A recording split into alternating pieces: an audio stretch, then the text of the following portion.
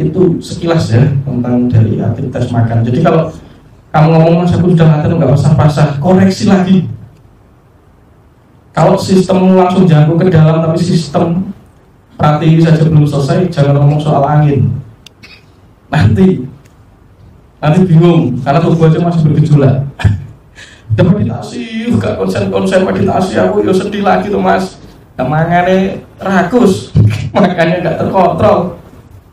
Apalagi sekarang makan itu menjadi budaya nomor 1. Udah makan apa belum?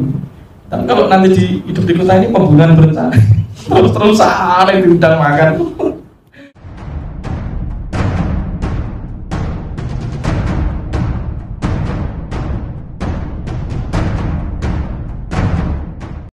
Ya kosong.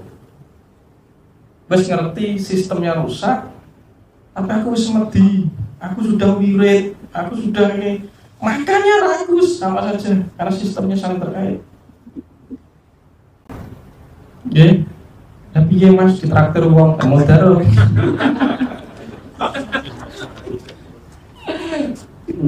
itu dimulai dari situ. Jadi dikembangkan mulai puasa nganjak, memakan kolor hijau dan sebagainya. Sedikit saya lepas. Ini nanti kalau yang ini saya kembangkan, nanti kalau ada pelatihan lagi namanya upawasa, saya akan mengembangkan teknik memperlakukan makanan ya. Ini sekilas saja. Jadi ketika dulu dikembangkan dengan berbagai tradisi berpuasa, ngalong dan apa, ini cerdas sistemnya. Dasar pertama dianjurkan memakan makanan yang berkadar air tinggi. Berarti topo ini ngidam dan topo ngalong. Anda sekarang menyebutnya vegetarian, mungkin. Topo ngidam dan topo ngalong. Ngalong itu adalah kelelawar besar yang makannya buah. Nah itu toponya dari Prabu Sugriwo tadi, karena itu mempunyai unsur si Pinggala tadi, si Ida. Nah ketika bertopo ngalong, kita membersih nadi kita, 10 nadi visesa tadi. Tubuh kita itu terdiri dari 70-80% presentasi air. Maka banyak makan yang mengandung air itu bagus untuk tubuh Anda. Karena saat Anda berprakati, beraktivitas, banyak kecenderungan menggunakan emosional dan dipengaruhi pikiran, tubuh itu panas. Dalam jangka panjang akhirnya membakar sel, rusak. Akhirnya menimbulkan apa? Radikal bebas. Nah, kalau Anda tidak mengkontrol itu, tidak mengalami topo ngalong, rusak. Dan beri jeda terhadap perut. Per 2-6 jam perut butuh dikosongkan. Karena ada proses perpindahan zat, nutrisi, kemana semua didistribusikan. Kalau dijejeli terus, Anda tidak akan melakukan purifikasi lintas sel, rusak. Makan itu naluri instinktif, tapi perlu dipakai kontrol dengan kesadaran. Kalau tidak terkontrol, ragus namanya. Kita belajar membedakan diri kita dengan binatang. Binatang saja kalau tidak makan, nggak terus-terusan. Kalau binatang itu lebih cerdas secara insting. Tapi menurut wes jadwal makannya banyak banget kalau di kota ya. Saya sendiri merasakan itu. Akhirnya saya bilang saya harus diterusin, pecah open. Kita tubuh menginstruksi dengan murus dengan apa? Kesan tanda kok diteruskan. Jadi ngalong, itu berkaitan dengan memperbesar kadar air.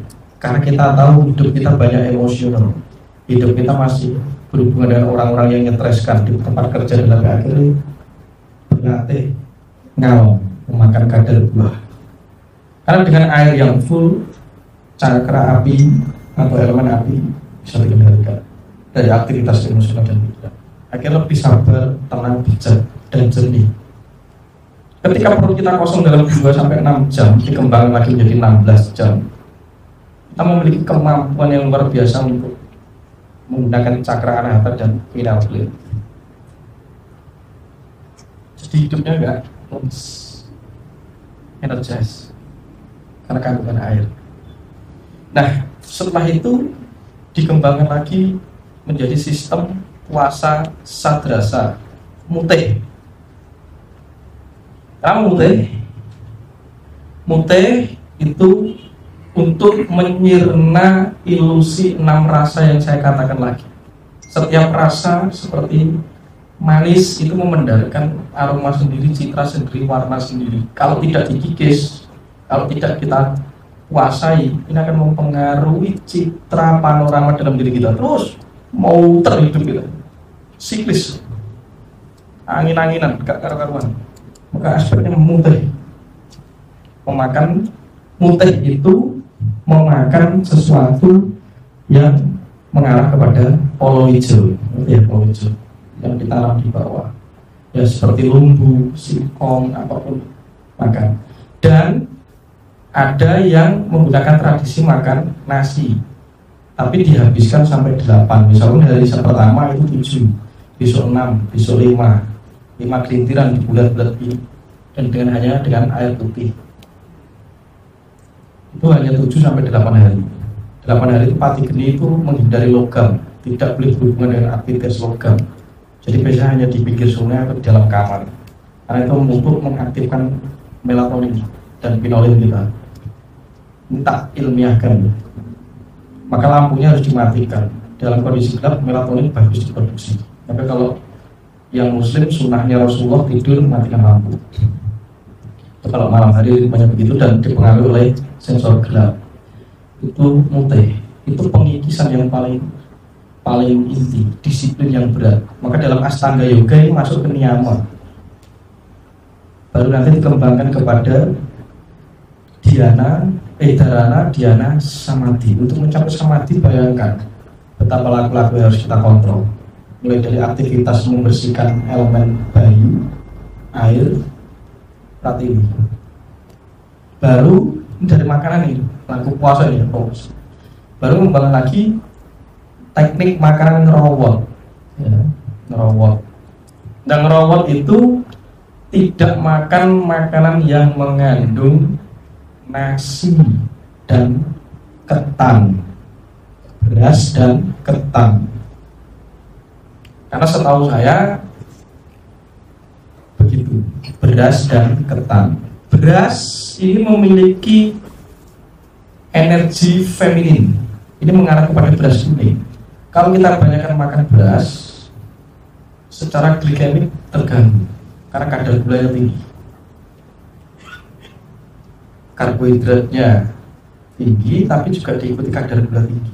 Beras putih kita itu mengalami kekurangan L-leuron dan tiamin. Ini yang membuat gulanya berbahaya. Maka dari dulu dikembangkan, karena dalam tradisi yang saya baca dalam kitab Tantu Pangandaran, beras yang dimakan manusia itu sebenarnya bukan beras putih, beras kuning, hitam, merah. Itu untuk manusia. Beras kuning terlalu cepat, ketika dimakan orang, tubuh mengalami proses pengurangan lebih cepat, ditarik lagi ke alam Jungkring Saloko oleh Dewi Sri, ditarik lagi. Hanya boleh diambil kekuningannya yang akhirnya terkandung di dalam kurkuma, kunir. Maka sekarang masih ada tradisi tumpeng nasi kuning. Itu sebenarnya makanan para Jawata, karena kita adalah Jawata. Terus beras hitam, karena beras hitam susah berkembang, akhirnya menjadi beras merah. Ini paling ideal. Nah, beras merah akhirnya dikembangkan untuk program diet kan, karena tinggi serat, aleuronnya bagus, yaminnya bagus, antioksidannya bagus, flavonoid dan fenolat. Jadi sangat bagus untuk tubuh kita. Akhirnya juga memberi jeda terhadap tubuh kita, karena tidak mudah lapar. Itu juga akhirnya belajar berpuasa dengan makan beras merah dan polo hijau, karena memberi jeda ke tubuh, karena menghambat proses oksidasi untuk mengarah ke metabolisme. Akhirnya awet bro. Akhirnya disarankan orang diabetes makan beras merah, karena proses lipogenesis dan lipolisisnya bisa terjadi, tidak terjadi penumpukan glikogen. Itu akan menjadi lemak jahat yang akan membuat kontrol Anda rusak. Ketika banyak gula, akhirnya hidup tidak energis, tidak jernih pikiran, kemerungsungan, stres, depresi, loro, mati. Tapi kalau Anda mengikuti paham tanah murid itu gemburan mati, apa-apa, Anda mikir itu, tapi mati saya akan memilih. Kita nggak tahu waktunya, tapi saya akan memilih cara saya untuk mati. Nah sekarang ngerawat ini dikembangkan untuk menghindari beras putih. Karena beras putih itu ditemukan 9.000 tahun yang lalu di Guangzhou, China. Turun di sana dan dikembangkan di sini. Mungkin beras putih masih oke kalau treatmentnya ditumbuk. Tapi kalau pakai pemutihan itu yang sekarang prosesnya itu sudah rusak. Saat diseleb justru kandungan aleuron hilang, tiamin hilang, ada di bekatul. Makanya ayam itu sehat-sehat, manusia nggak sehat. Bisa jadi kita yang makan sisanya, ayam yang makan sumber protein dan vitaminnya, karena hancur vitamin B3, hancur semua. Tapi kalau ditumbuk pakai lesung mungkin masih oke. Ada gabah-gabahnya itu.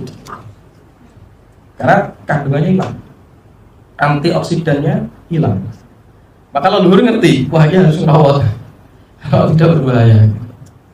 Dan ketan itu mengandung lekatan yang akhirnya membuat hormon testosteron naik, progesteron terganggu. Akhirnya ketan dianggap lanang, daya maskulinnya terlalu berlebih.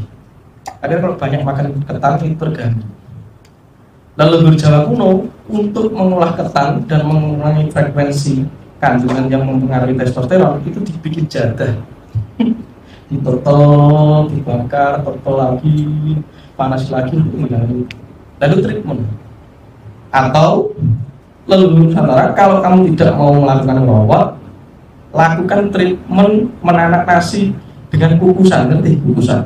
Jadi masak itu sampai berpindah 3 kali, dikukus, pindah sini, pindah sini, untuk mengikis kadar gula, trigliserida dan lain sebagainya. Atau kalau sekarang mungkin ya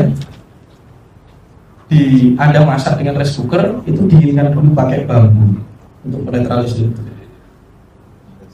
Ya tidak masalah, sekarang treatmentnya tinggal di Anda, pilihannya banyak, ada banyak pilihan. Sekarang kembali ke Anda, maka harus sadar karena Anda bisa menentukan pilihan atas hidup Anda sendiri. Maka kita pendesain dari lintas paling substansial, cara makan dan cara memilih makanan, cara menjodohkan diri dengan makanan. Itu sekilas ya tentang dari aktivitas makan. Jadi kalau kamu ngomong mas aku sudah makan nggak pasah-pasah, koreksi lagi.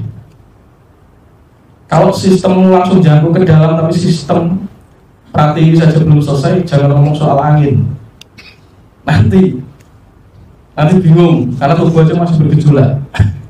Udah meditasi, gak konsen meditasi, aku ya sedih lagi tuh mas. Makanya rakus, makanya gak terkontrol. Apalagi sekarang makan itu menjadi budaya nomor 1. Udah makan apa belum? Tapi kalau nanti di hidup di kota ini pembunuhan berencana, terus-terusan itu udah makan. Apalagi kalau di desa usul mau mantu gitu, wah celaka. Untuk kalau mau mantu itu masaknya juga menghabisi semada ngaruh gitu ya, dikaruh pakai usul dan nasinya sudah terground. Ya itu kiranya sekilas, nanti setelah itu saya akan bedah tentang sistem tubuh kundalini dan lain sebagainya lebih lanjut. Ini baru secara kundalini dan beberapa wawasan gitu mas ya. Kira-kira dijeda dulu, istirahat dulu, silahkan makan dulu, belajar untuk mengangkat kamu tidak. Tapi untuk hari ini loss ya, hari ini kita kilap semua ya, jangan pakai kesadaran ya, karena sudah dipesankan. Nanti kita bersihkan treatment setelah ini. Tapi untuk hari ini kita berkilap bareng untuk makan. Ya, oke. Terima kasih. Rahayu.